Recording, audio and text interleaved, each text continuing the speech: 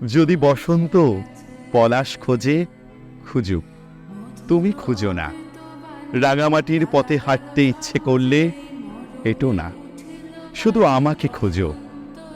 আমি তো দুরন্ত ফাল্গুন গোটা গায়ে মেখে তোমার জন্য বসে আছি। মনে মনে মাদল বাজাচ্ছি আর গোধূলি রং দেখছি দিগন্তে।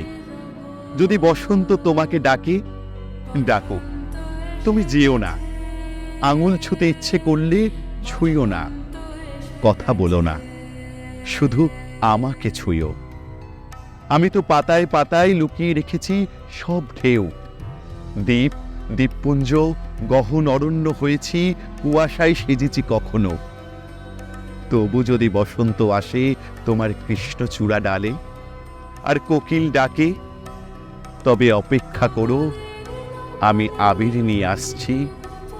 থেকো, নিজেকে দেখাতে গিয়ে শুধু তোমাকেই দেখছি।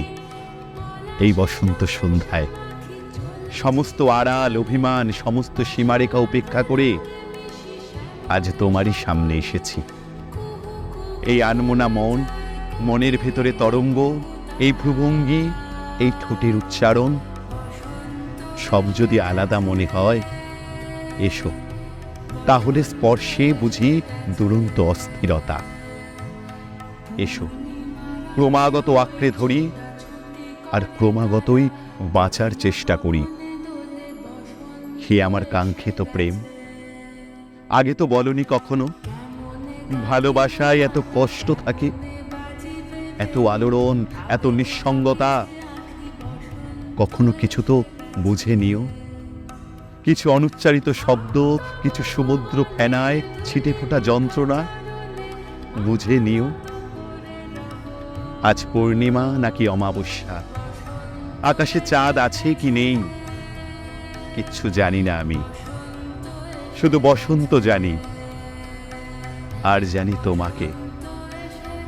তাই তো তোমারই সামনে এসেছি, তোমাকেই দেখছি। দেখছি ভরসার মতো করে, কান্নার মতো করে, স্পর্ধার মতো করে, ইচ্ছের মতো করে, শুধু তোমাকেই দেখছি। অথচ আমি নিজেকেই দেখাতে এসেছিলাম এই বসন্ত সন্ধ্যায়।